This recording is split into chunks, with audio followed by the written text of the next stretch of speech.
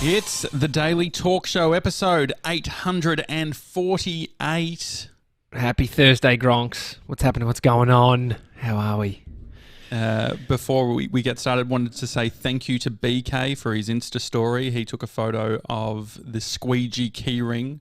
Good throwback. If you send a Insta story after the Daily Talk Show, we reshare it and things like that, don't we?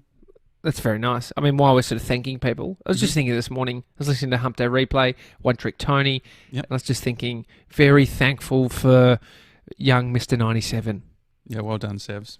Just, he's on 3 Steroids. Different, three different types of steroids.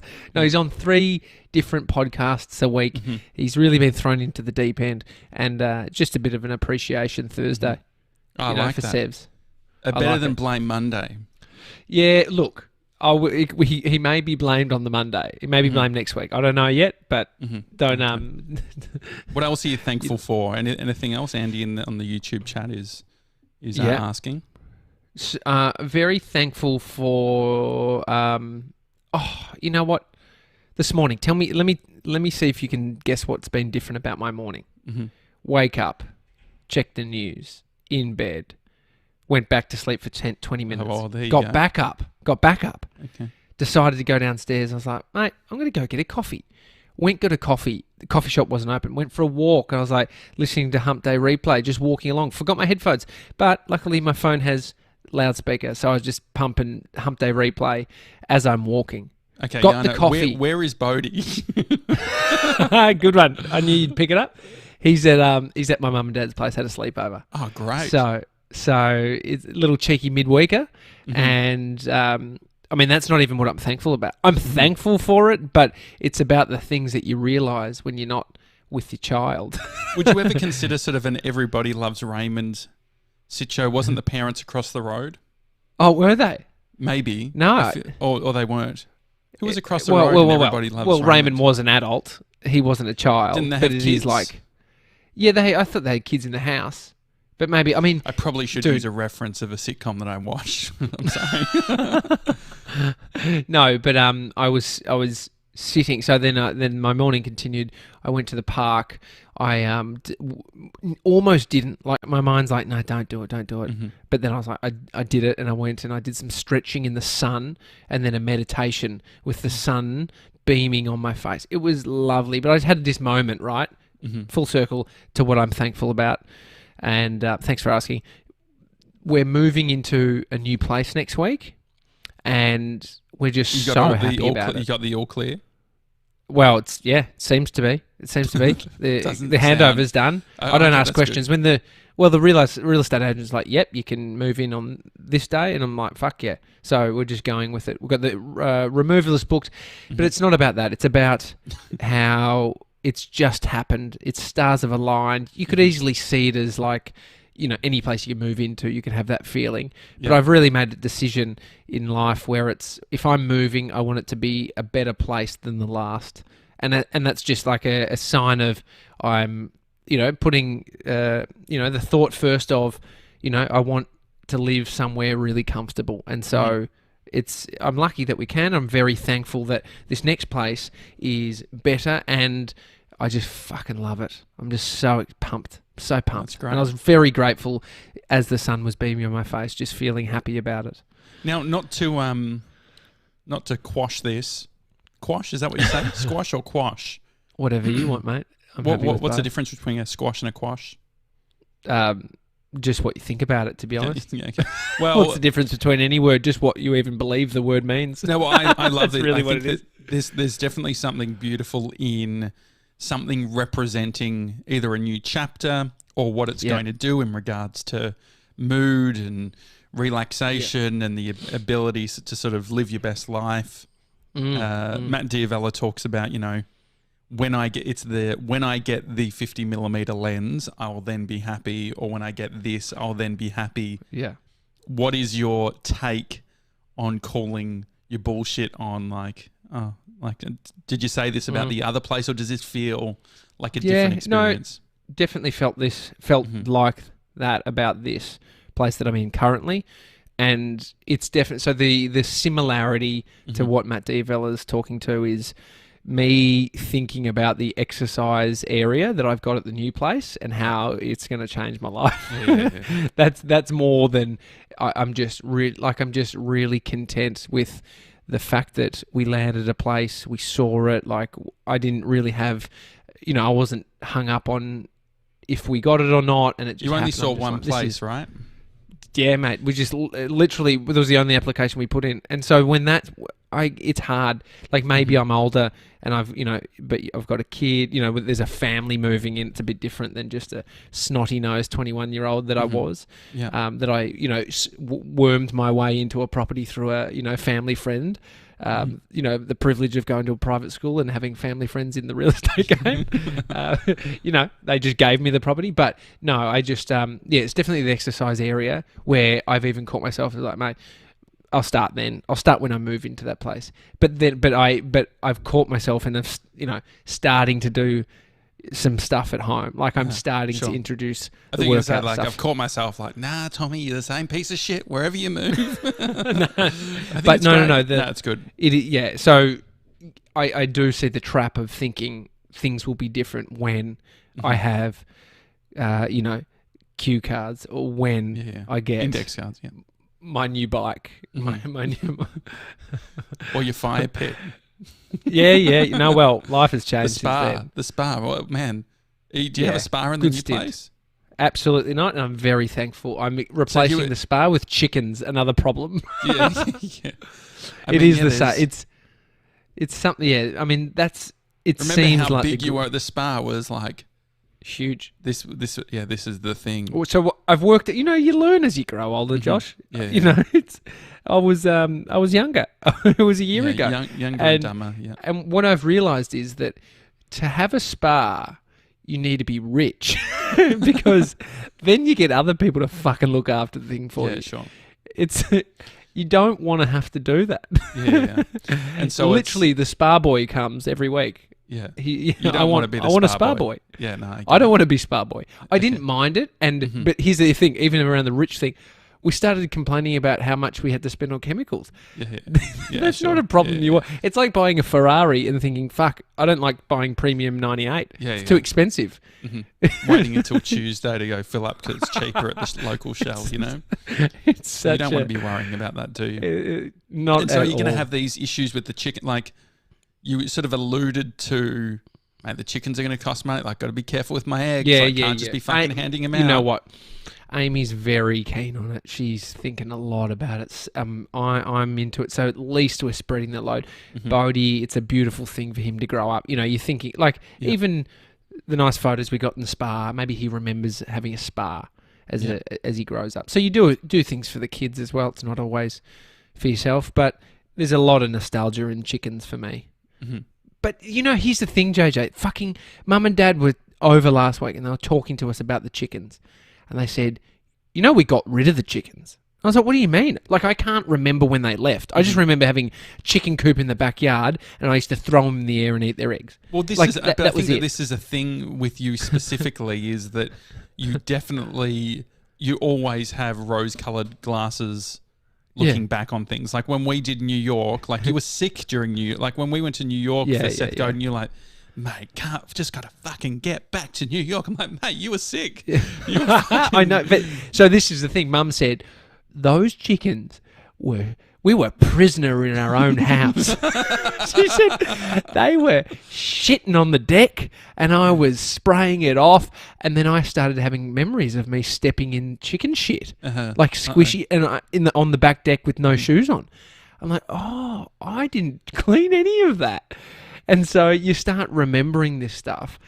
But it's not, so I think the memories for me are strong enough of Bodie in the spa that override the negative ones of, fuck it, I can't be bothered cleaning it. It's a good way of viewing things, isn't it? Because you can't really regret anything because everything you look back on is like, oh, that was fucking great. And I guess there's stuff that hasn't gone well. It's like the ultimate optimist has there's some negativity in that. There is some qualities of that might not be productive, like you're not willing to work on yourself because you're just seeing silver lining. Yeah. Mate, Does I lost Amy that friend pick up- for a does- reason. Like, that's, but I was a cunt to them. It's like, it was Does all Amy me, but pick up on it? Does she say, hey, like, because the thing is, it's only a problem if then, it's like, history. You look at history, otherwise it will just repeat itself or whatever that fucking saying is. Do you think that there are times where you look fondly on something and you have to be reminded by Amy of like, hang on, you actually didn't like that? Like, I know you want to go to Gunbuyer Park again, but last time you chucked a tantrum? Nah, I don't think I've got nothing too serious. Nothing too serious. But you forget stuff. Like last night, somehow we just started chatting about Skype. I was like, who uses Skype? How much is that worth? Yeah. I can't even remember last time you used Skype. A few answers. Skype sold for like $7 billion to Microsoft. Yeah. The original owners sold it for $2 billion. Mm-hmm. But they've still got 40 million daily users. Yeah. You jump over to Zoom, 300 million daily users. Amy said we used to use Skype when we were in, early days of our relationship. I was like, no. And then she sung the tune, doom, doom, doom, doom, and I was like, the memory came back, and I was like, oh my God, we did. Yeah. I remember that. It's, but it's, so it's a funny, isn't the mind funny, the way you look back on stuff? It's bizarre. Yeah. There has to be something, a trait in what you do that is the thread, so you love that enough. And so, yeah, there's pleasure in pain. Yeah. And so, yeah, I mean, you're the well-travelled guy. Well-travelled doesn't come without headaches and blow-ups annoyances but also the other thing is it's fucked up, but I feel like for so many times when I'm traveling or whatever, I'm like, there's so many times where it's like, this will be a great story. The story is better than the thing that's happening. So when Nason and I are in KL and there's a 24-hour delay, or then we're on a flight that needs to have an emergency landing, like all of those things, like you think, I could die, but then always in the back of my mind, I'm like, this is a good story. Oh yeah, bungee jumping for me, very painful. I don't think I'd ever do bungee. Annoying. No, I would never do it again. I don't think so. But look at like the people like, so it's like goal setting. You land a goal and then you land a bigger one. You think it will be better when you're looking towards that bigger goal. Look at Joe Rogan, lands $100 million+ deal, moves into his new studio in Texas and gets trolled for how shit it looks and sounds. And at that point, we were speaking about it last night on the phone. We're like, the money doesn't solve all the problems. Yeah. And I love you said growth is never linear. Well, you're going for when you go forward, you also go back. It's like when we go to when we went from our remote setup to the office, there were a bunch of things like our mate Hayden Dibb came in, goes, this 2-shot, I don't like this 2-shot. And the thing is, it's like, we know that. It's like, this is what happens, is it's like, you can't just always, as much as you just want to be growing, or like improving. Using the Joe Rogan example, he had that studio for a bunch of time where he got comfy, they worked out exactly where the cameras were, they got the nuance, they got set up to a point where, and you can't hack that. The only way to get to that is time in the seat. Yep. And the thing is, then when you change the seat, when you change all of the different things, when you're having to worry about different tech, you have to relearn it all again. And that's like with us, with going from audio only to video, to then going remote, to streaming, to having guests, like all of these things become doing 2 days, 2 episodes a day. All of these things challenge you, and it's like starting again. But I think that's like the growth bit. Yeah. And then it's, just like, I see it. So Theo Von, there's a couple of big podcasters that have moved out of LA. They're big comedians, got profiles and shit, and they're all seeing the fucking writing on the wall and escaping. So Theo Von's gone to Nashville, and you watch his podcast, and it's hilarious. He's got cardboard on the windows behind him, taped, and then you see he's got little sound things sound acoustic panels taped to the wall, and then he's got some kid that he doesn't know, and it is hilarious. Like, he's using it as gear, and it's like as gear, but like you just see even him. He had a studio. He had this fucking amazing murals on the wall, and the winners push through. The winners continue and take a hit to their ego, or like put themselves in the firing line for criticism. You see the comments. No.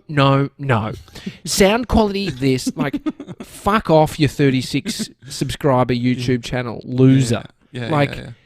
We're a 12,000 sub loser. But I appreciate, because the pain doesn't change. I think the pain we feel is probably a pain that Joe Rogan's feeling right now. Not comparing ourselves, but pain is comparable. Yeah. The financial situation and audience is not comparable, but so what changes? The experience can feel the same for people of all different levels. Well, I think that part of even the coaching and support that we've been doing with our network, so other podcasters like One Trick Tony and Too Much Tully One Trick Tony's new episode landed today. Too Much Tully, her episodes come out every Tuesday. Great episode next week as well that you just recorded with her. The coaching that we have to do around people getting into podcasting is realizing that you'll have this spike of interest, on social media. Everyone loves a launch. Like, launches are sexy. Launches are that's why I love saying put it in the calendar. Because putting it in the put it in the calendar, you get fucking fired up, and then when it's the date that you said, it's like you get fired up. Yeah. And so what happens though with 99.9% of podcasters is you'll launch, you'll get a big, bit of noise on social media, and then it sort of dies down. The reality, you'll see the downloads will be going up, or they might be sort of staying the same. And there's people listening, but it's not this thing where every single week you're going to be getting the same amount of noise that you get in week one. And so that's always a massive learning for people. Is it's like you need to be willing to do this for a long time, whilst not that many people are responding or reacting. Definitely. And then there's the external noise and internal noise. You can have the cheerleaders internally saying, mate, fucker, what, you're a champion, you've done this. You said you couldn't do it, now you've done it. But then and then you're like, you love your show, you love what you're doing. That guest was great. But then it gets to a point where you can even, like my brother speaking to me last night, and he's got a podcast. And we've chatted to him on this show before he started, probably 300 episodes ago, about what he's facing, what challenges, in the creative process. And into doing like 10 episodes, he's feeling the feelings of, what am I doing? Like, what's the meaning of it? Like, what kind of guests should I have? And I was, he comes full circle, and he realizes that it's about keep going. When I say to him, mate, just keep going. Look at all the things you've learnt since even speaking to all these different types of people. And so that's the trap, is that the noise can be too great in those times that you don't even listen to the advice of yourself, which the truth is, if I just keep going, I'll learn more. Like, if you just to sort of do a brain dump, you would realize the things you've learned. And it is just about the keep on going. And so I feel like there is not everyone wants to hear that though. Like I find moments where we're beating the drum of longevity, see this as a future play, and good things come to those who stick at, like, all truths. But some people might not want to hear that, and so we're not for them. But it's also, I think, that part of it too is that that is a value system, or something that's bigger than just this small idea. This is like avoiding listening to external forces or noises. And for a lot of people, because podcasting is shiny and sexy and all of those things now, it's going to encourage a certain type of person who actually doesn't fit the mold of longevity. So if you're wanting quick wins and going viral and being famous and, sorry, Tony, any of that, I do believe you're going to be famous though, Tony. True. Any of those types of things, it is going to be a hard journey. If you see it as a development tool and say, okay, this is the new, in radio they called it, SEA called it the talent pipeline. And it's, you go to a regional town and you're there for a few years and then you go to another place. You can create the show that you could be doing in 10 years, but it just requires first that you put in 7, 8, 9 years of just showing up every day, learning a little bit more, building upon your ideas versus this sort of quick thing. Because what's going to happen when you get the quick thing? If all of a sudden it does do well, all of a sudden you do have people, sharing shit on Instagram or what does that actually mean?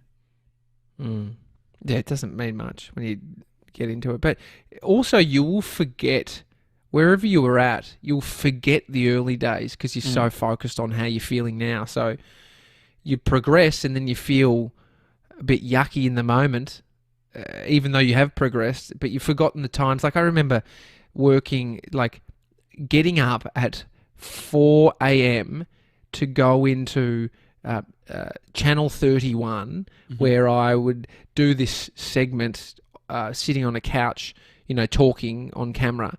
And, oh my God, thinking back to then now, I remember feeling that pain of oh, I don't know what I'm doing, all of that. But it doesn't change a great deal moving forward. It just shifts where the focus is. So I'm not thinking about, oh, I can't talk to a microphone now. It's just a different thing. Oh, it can't be as big as this, or oh, we're not the problem just shifts. Yeah. But it's dealing how we process it, and so it kind of has a link to that. Looking back on memories with fondness, I look back on that with fondness versus the pain. Because it's it. I don't know. Maybe some people hold the pain it is tough. Don't do it. But it's I don't think it helps people's journey of, confronting that pain. I was talking to Mr. 97 because I found some audio from one of the first times he was on the podcast. And it's just, he's just talking in his chest the whole time. Yeah, it's just a little bit like this. And I said to him, what is that?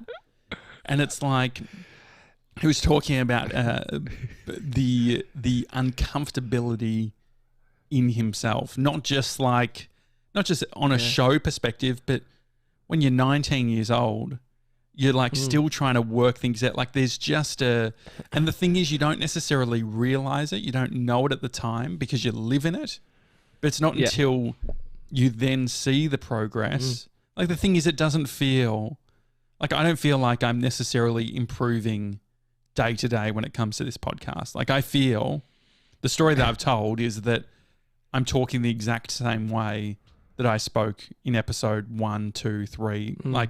That's really how I feel. I don't feel like that. You listen and there's a difference there. But the actual, the psychology of it or the remains the same. I think that we're not necessarily, I don't feel like I'm necessarily in tune with, am I comfortable? Am I uncomfortable? I'm just sort of doing it and having a crack. Does that make sense? Yeah, I mean, yeah. But there's you lift a certain weight, getting to 100 kilogram bench press was a mental thing as well. I was probably strong enough to do it, but then now that I've done it, I'm mate, I'll do that. And so then it's not easy, it's still hard, but you don't have that mental thought of, can we do this? And so the equivalent for, I don't know, doing a podcast, you're 50 episodes in, you're I can do this. Probably more so now that I feel I don't even think about, can I do this ever? I'm just great, this time I'm going to talk about this. Or, it takes me much less time to work out what I'm going to talk about today. And so, but that's just repetition. And so repetition in anything in life means that you lose some cognitive load and you can focus it elsewhere. Yeah. I mean, I last week when I was on Insta, I asked what who's thought about starting a podcast? Just send me back a fire emoji, just because I wanted to see who and what, and just get a sense of where the space is at. There were 30 people that sent me back the fire emoji that have been thinking about starting a podcast. And what kind of individuals surprised you? You don't necessarily say their names. I just think like it's not necessarily, it wasn't skewed to like ex-broadcast people or anything like that. It's just people with normal jobs, like not necessarily experience in entertainment that want to do it. And I think that there is an exciting... It's not fucking Peacock Tommy Jackett putting his hand up. No, there were definitely some peacocks, but the but yeah, I just thought that was interesting. And then I was thinking, how many people will do it? How many people will transition? Yeah. Because it's, if you look back at sort of old school media, you had to audition, you had to be picked, you had to be all of these things. Whereas now you go to a, podcast host, like a, place where you start your podcast, put in your credit card details, and you've got a podcast. And so it's very confronting, I think, for a lot of people because, yes, you can do it. And so if you're not doing it, the thing that's holding you back right now is you. And I think that for a lot of people, that's really confronting. I'll just make one caveat there. It's either you or it's Osher Ginsburg. Yeah, exactly. Because he told you not to do it. Yeah, he did. He did. Never forget. Never forget. But it's also it's not necessarily you. It's the stories that you've told or someone in your life has told you where but it's not true. And so I think that's the other thing. You were capable. You were capable. Yeah. Is the point. Yeah. Which doesn't mean that you won't have any of the experiences that people who feel like a fraud or an imposter get when they do something. Because you most likely will. Yeah. I mean, that's the whole point. Is it's like, yes, you can do it. Will you be great day one? Probably not. But that's that's the only option you have. And I don't know many people who were great day one. And so that's like the other thing. So it's there's a willingness to fail and be shit. And I think that potentially it's harder for people who have existing audiences. So if you're an influencer, someone like Tully, it's like day one, she's got a big audience. And it's like, it would be hard going into a situation where it's like she's having to do her training. She has to develop and learn in those early days in front of a bunch of people. Oh, yeah. And you could see it as, being harder or being more scary based on, there's going to be feedback and you're in the raw moments of doing it. It's, but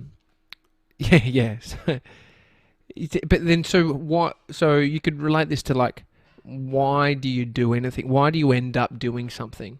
For you, why do you think you ended up doing this? Like actually sticking at it? I know I'm a part of the equation, but I think it's just realizing it's like having a you realize you've got a view on your future version of yourself, and then you realize that the only way that you can get to the future version that you want for yourself is to do something now. And so for me, it was, like especially with, being an employee somewhere or just like for a long time, I feel like from, my early 20s to sort of my mid 20s until I started my production company in a more serious way, there was a sense of building. I never felt that I could be the full leader that I wanted to be. I was always like defined by the role that I was in. And so I realized that if I wanted to, it wasn't going to be a ladder for me. I wasn't going to climb up some sort of ladder, and I was never going to fit. If I got to the top of the ladder in regards to sort of entertainment or whatever it is in that sort of traditional media, I still would have felt out of place. And so for me, it was realizing of like, I don't like what is currently out there. I know what I want to do. I know what I think other people should do. And so then it becomes this choice of like, okay, I've just got to do it, build it, put in the work without the sexiness of, I don't think that we're not trying to build the next Facebook or the next. And so I think that the problem at the moment is that we look at the billionaires, we look at Amazon, we look at Jeff Bezos, we look at all these things, and it's completely fucked with people's perspective of what success is and should be. And so I think that what we've been good at is a narrow focus in just, not being attached to previous stories. So that guy who's like, you've got 12K subs and you've got, a $40,000 studio, that doesn't connect for him, right? But the beauty of it, or what I loved, is it's like, it's not meant to make sense. Like if it made sense, we're probably following an old narrative that's not relevant right now. Do you think it has to make sense to you who's doing it? Mm-hmm. I think so. Like I think that someone along the, it depends. Is it a old stories versus new stories, but then also the fact that things are going to change as well as you go. So, for instance, the story that we told at the start is very different to the story we're telling now, don't you think? Oh, 100%. Like there's a difference in belief and even what you're looking to in the future. Yeah. There's things you realise from doing the thing. So you get a year in, and then you see things differently. And so we didn't see it like this at that beginning point. And also, I think it's like testing and learning. Like I think what we have done better at is, as we go, saying, "Oh, this is something," like we've said previously. Like we've had conversations 2 years ago where we're like, let's do the daily talk show. Let's focus on that. Let's not have any other podcasts. And then we evolve and we realize the opportunity, not just from a market perspective, but I think that we underestimated the value that we can bring to people as well. And so what has been great is it does feel like at the start there was just a serving of Gronks, the community, you listening right now. And now it's expanded beyond that, where it's like we can do that, and then we can help other creators do that, find their audience. And I don't feel any ego around needing to be the biggest, if that makes sense too. Like if we can help a creator find a bigger audience than what we have, that's a massive win. Definitely. You're like, absolutely not. Absolutely not. No, I 100% agree. I feel the same. Because it's you end up that's aligning with your values or what you're wanting to do. So it could be community and working with great people. And so as a result of that being a focus, we can help someone else build a big community and audience. And so it's still, it's like, mate, it's having kids. Have kids, you're pretty proud of what they do. Yeah.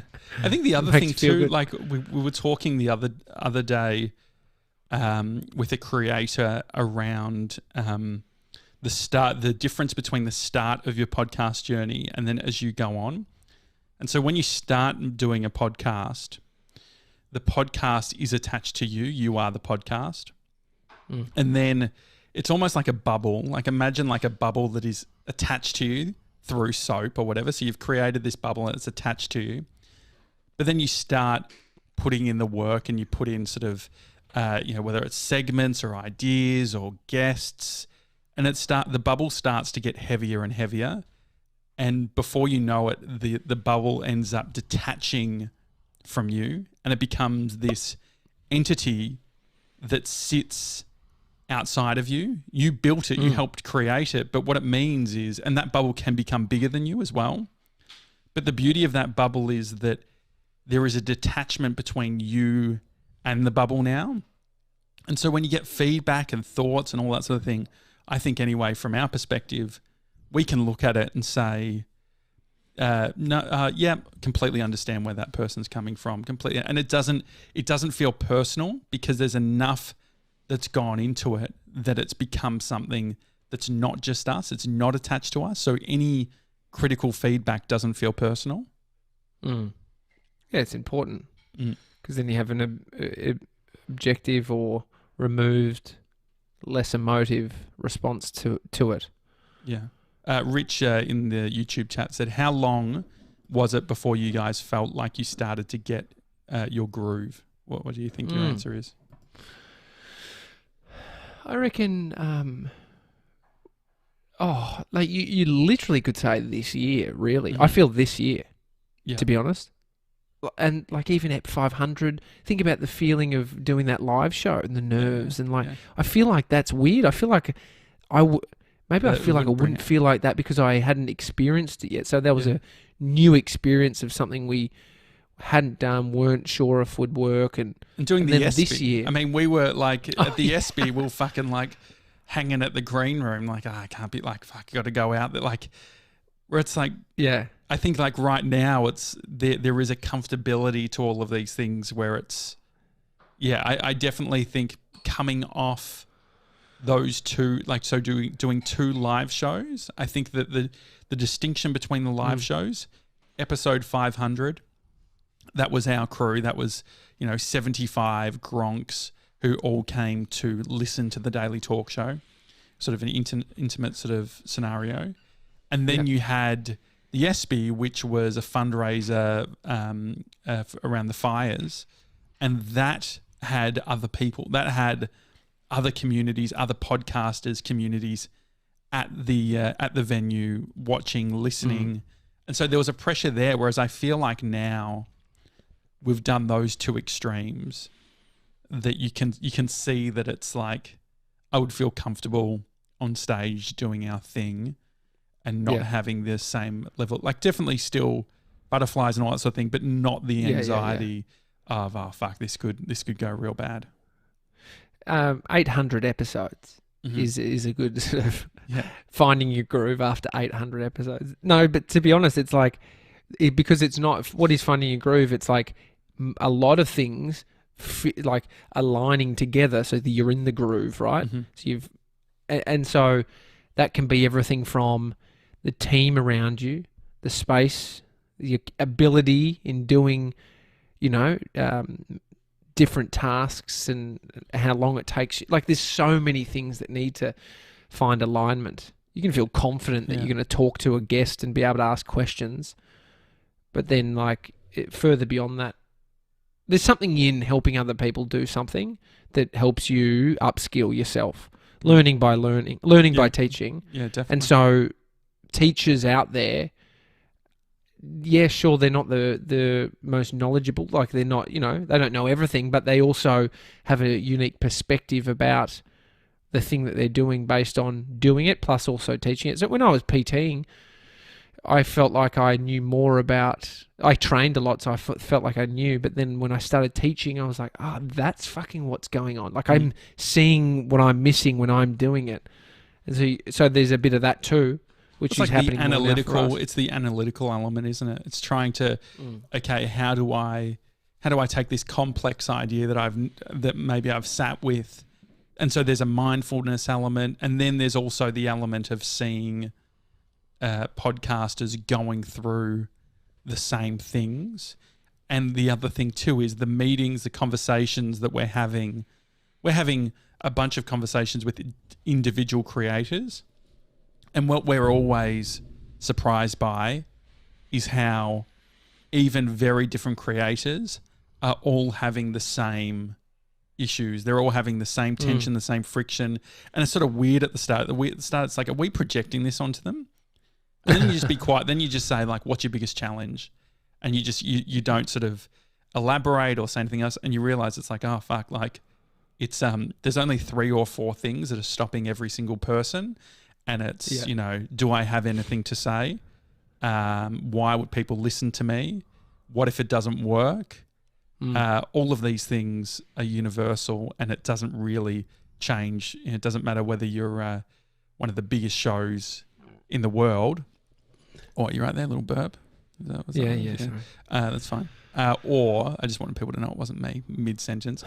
Or someone starting out for the very first time. Yeah, it's a journey. Yeah. But then it's the ultimate question is, how do you end up being up for going on the journey? Like, it's not as clear as getting in a car door and closing it and putting your foot down to drive. It is unique to every person. There's a different answer for everybody as to why you end up doing it. And I think too, everyone's path is different. So for us, we do have our production company, we have our video production stuff, which is, I feel very grateful that we've had that, because if we were just trying to make a podcast work at the start, it would have imploded, because it's just 100%. How do you make it's unicorns that can get that working? And I think also that quick growth and the success, there's a bunch of learning that you'd never have to do. It's a different type of learning, but it's a bunch of learning you don't have to do. Whereas with what we've created over time is it has been this evolution of, it started off, so we started off with our video production offering because that was very easy for us.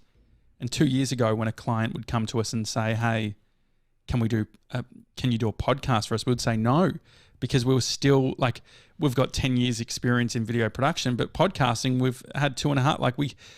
In the grand scheme of things at the time, our podcast stuff, we had a lot to learn.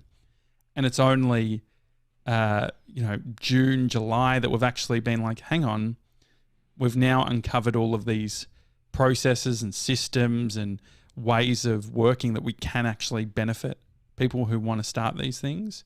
And so it's just it's amazing to see how I can see the difficulty for people who starting a business day one and being clear and saying, this is what I'm going to do, and then doing that without thinking about the reality that 2 years is a very long time in regards to growth and personal growth.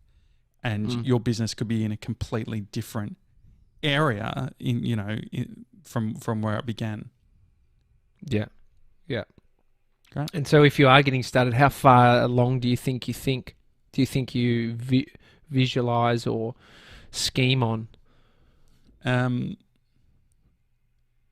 think that it's definitely it's the 1 foot in front of the other mentality, I believe. I think it's speaking to Georgie Boy with Hump Day Replay, it's wow, I can't believe I'm at, X amount of eps or this or that. And so you have to do that. If you look too far ahead, you will get frustrated and you will get annoyed, because you will see the gap. You'll see the huge leap that still needs to happen.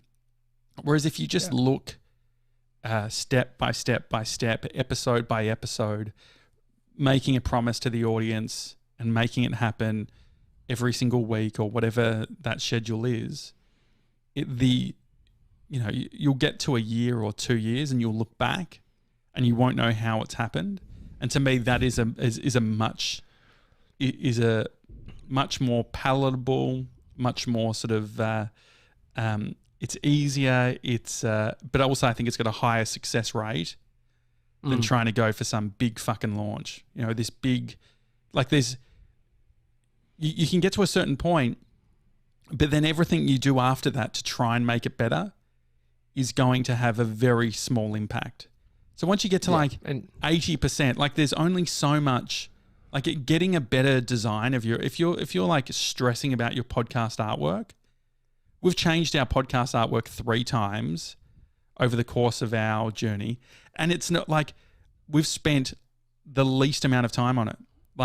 And the thing is, if you're obsessing over, I can't launch until I fucking hire an design agency who's going to, do it. It's all a distraction from getting it out, doing it, iterating, changing. I think, it's it's re-looking at the launch. I think that there's so much, and you can see online how that becomes the thing that's sold into. It's like marketing, right? Like it's how to launch, like how to do the perfect launch, right? And people will bullshit and they'll scheme and they'll say it's got to be at this certain time and 3 weeks before you need to do this and then you need to fucking do, and it's all made up. Like the thing the thing that is that we can promise you is required to have a successful podcast is show up on day one and release a podcast, and then do it the next time you promised it, and you keep doing that until you look back and say, "Wow, I've climbed this massive mountain." But there's no way of helicoptering, getting in a helicoptering in to the mountain and gaining the sort of growth you would going through the actual steps required. Yeah. You still feel unfit as fuck. Exactly. You're just like, mate, that was a good climb. Good climb in the copter. Love it. Yeah, but if you want to send us an email, we're working on some. We're building out other podcasts for the network, but we're also helping businesses as well. So hi@makingpodcasts.com. It's the early days of the website, but we're sort of building a resource where people can learn to podcast, but then also we're working with some great brands now to sort of take some of this stuff that we're doing and helping them do the same. So if you have any questions or whatever, happy to like elaborate on that stuff as well. I'm going to put up that send me a fire emoji too. See how many I get shot back to me on Insta. Good idea. Alrighty. Love it. Enjoy the rest of your day. If you are enjoying the show, please share it on Instagram. That's much appreciated. Also, go check out One Trick Tony. Her episode landed today. It's a great one. And also Too Much Telly as well. Hump Day Replay, of course. That was yesterday with Reese Mitchell. That's it. That's all we got. Enjoy the rest of your day, guys. Bye. See ya.